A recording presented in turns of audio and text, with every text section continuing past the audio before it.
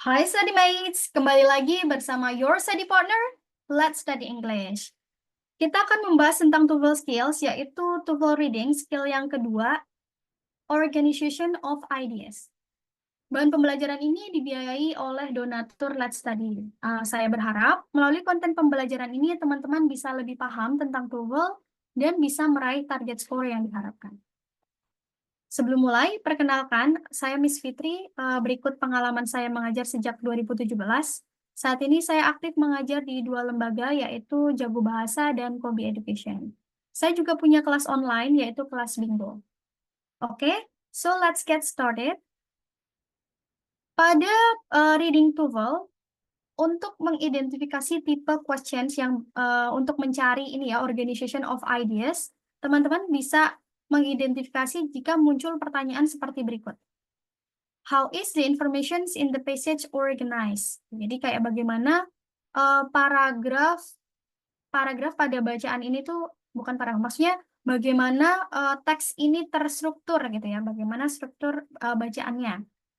Atau bisa juga pertanyaannya yang muncul misalnya ya kayak relasi antar paragraf tertentu aja ya. Misalnya how is the information in the second paragraph related to the informations in the first paragraph gitu. Misalnya ya antara relasi antara paragraf yang pertama dan yang kedua.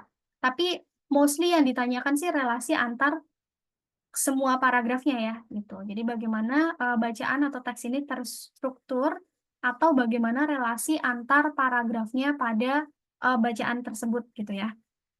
Nah, jadi cara menjawabnya ketika yang ditanyakan adalah organization ideas ya atau relasi antar paragrafnya. Nah, teman-teman yang pertama seperti mencari main idea ya. Nah, jadi baca baris pertama setiap paragrafnya.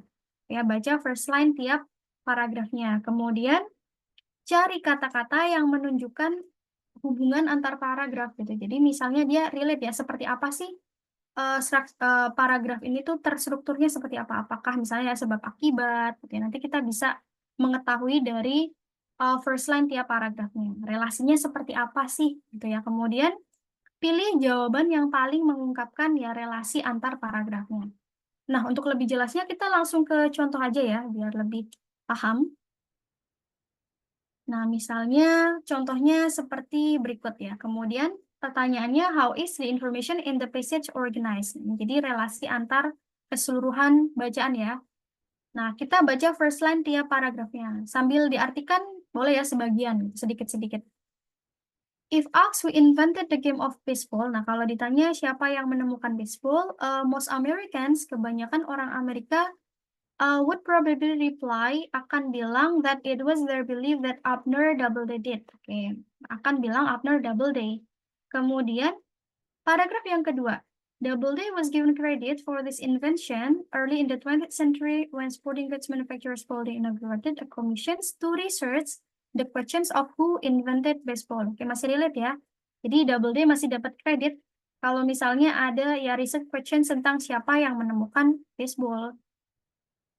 Nah, tapi di paragraf ketiga, today, nah, most sports historians, kebanyakan sejarawan di bidang olahraga, are in agreement, setuju that Doubleday really did not have much to do with the development of baseball. Nah, ternyata sejarawan di bidang olahraga setuju kalau Doubleday itu nggak punya peranan yang penting gitu ya dalam perkembangan baseball gitu. Karena baseball seems to be close relative to English game daripada American Roots. Oke, nah jadi kalau kita simpulkan ya relasi antar paragrafnya atau bagaimana teks ini terbentuk, terstruktur. Nah, apakah ini konsep followed by example, kayak konsep yang diikutin contoh-contoh? Di sini nggak ada kan contoh-contoh yang dipaparkan ya? Oh, berarti bukan. Apakah ini cause followed by an effect, kayak sebab akibat? Nggak ya? Bukan sebab akibat. Apakah ini belief supported with reasons? Karena di sini ada statement seperti ini ya. They believe this because. Nah, tapi ini cuma muncul di paragraf satu aja ya, yang belief supported with reasons. Jadi lebih tepat, kita akan pilih yang A. An idea is presented and then refuted. Nah, refute itu kalau misalnya muncul di reading ya, nah artinya itu refute atau menyanggah gitu ya, sanggah, mematahkan, menyanggah gitu. Nah, seperti yang kita baca tadi, nah di paragraf pertama siapa yang nemuin baseball? Double D gitu ya. Kemudian Double D juga dapat kredit kalau misalnya ada research question siapa yang nemuin baseball ya menurut orang Amerikan. Nah, tapi ternyata gitu sejarawan di bidang olahraga bilang kalau Double D itu nggak punya peranan penting gitu ya dalam perkembangan baseball karena baseball itu uh, English games ya bukan dari American gitu. Jadi kan ini ID-nya tuh presented kayak disupport, kemudian dipatahkan gitu ya. Nah, jadi seperti itu kalau misalnya teman-teman ditanya bagaimana relasi antar paragrafnya gitu ya. How the passage organized. Kita baca first line tiap paragrafnya, kemudian cari relasinya itu seperti apa sih gitu ya. Kita coba ya. Oke, nah biasanya kita punya waktu 1 menit setiap soal ya ketika menjawab reading to whole. Nah, tapi karena ini soalnya pendek, nah teman-teman punya waktu kita limit aja ya 20 detik. Oke, boleh siapkan notes ya untuk mencoba menjawab. Oke, you can start 20 detik ya.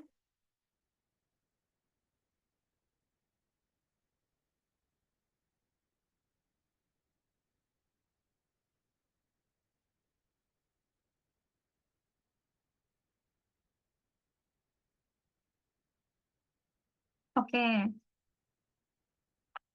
nah kita bahas. Ini pertanyaannya, what type of information is included in the first paragraph? Oh, ini cuma di first paragraph aja yang ditanyakan ya.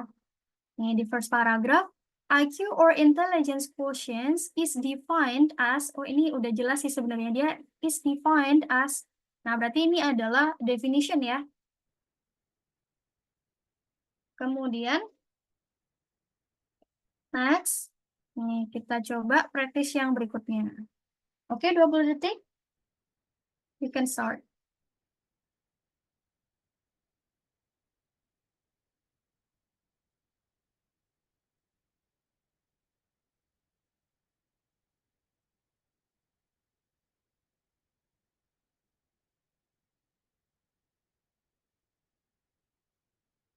Oke, nah kita bahas ya. How is the information in the passage organized? Nah, kita baca first line tiap paragrafnya ya. Paragraf yang pertama, common types of calendars can be based on the sun or on the moon. Oke, jadi calendarsnya bisa berdasarkan sun atau the moon ya. Nah, the solar calendar is based on the solar year. Oke, mereka membahas tentang solar calendar. Kemudian ada the lunar calendar is synchronized to the lunar month rather than solar year. Oke, berarti ini membahas tentang two types of calendars ya, karena kan ada berdasarkan sun atau solar dan berdasarkan moon atau lunar calendar gitu. Jadi two types calendars are described. Tuh ya, jadi bukan solar aja gitu, bukan lunar aja. Oke, next. Yang terakhir coba 20 detik.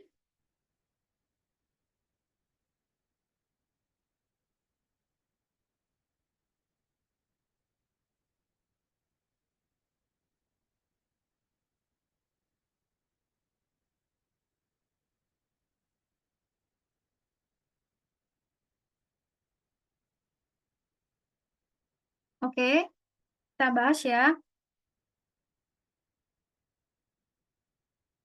How is the information in the passage organized? Oke, kita baca first line tiap paragrafnya. Yang pertama, conflict within an organization is not always viewed as undesirable. Oke, ini membahas tentang conflict within organization ya. Kemudian next, according to the traditional view of conflict. Oke, ini ada traditional view of conflict.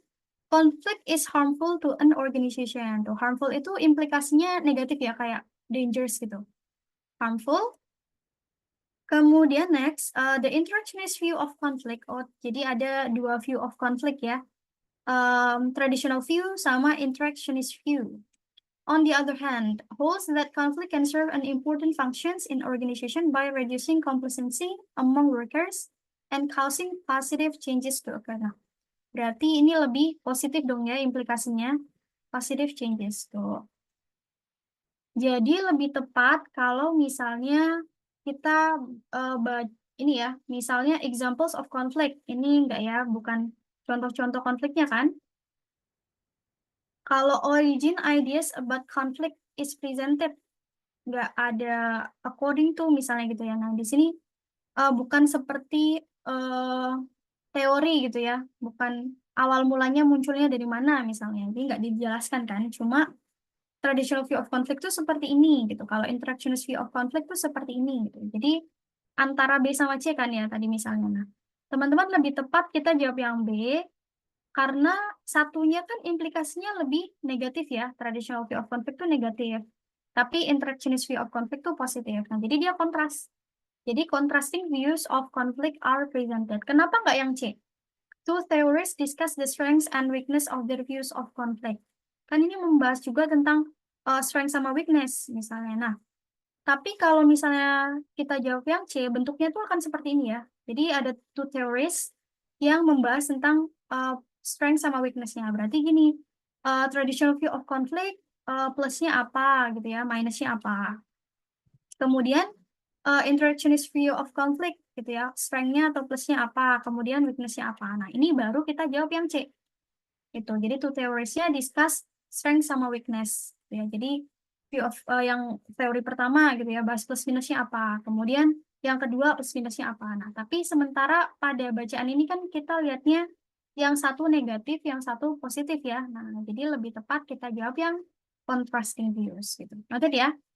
Nah, jadi kita mencari relasi antar paragrafnya ya. Jadi bagaimana paragrafnya itu atau bacaannya itu terstrukturnya itu seperti apa gitu. Bisa ya? Jadi cara menjawabnya sama seperti cari main idea tadi. Baca first line tiap paragrafnya, kemudian cari relasinya itu seperti apa sih gitu. Oke. Oke, jadi sekian materi kali ini. Thank you for watching. Untuk pembelajaran lebih lanjut, teman-teman bisa mengakses tautan e-book, PPT, dan latihan soal melalui tautan yang ada di description. Dan sebagai bentuk apresiasi dan dukungan pada Let's Study yang telah menyediakan bahan pembelajaran gratis, teman-teman bisa berdonasi melalui scan QR di samping. Selain itu, teman-teman juga bisa support Let's Study dengan cara like, subscribe, follow, dan share platform Let's Study ke teman-teman yang lain. Teman-teman juga bisa komen di bawah jika ada pertanyaan. Okay, so see you on the next video.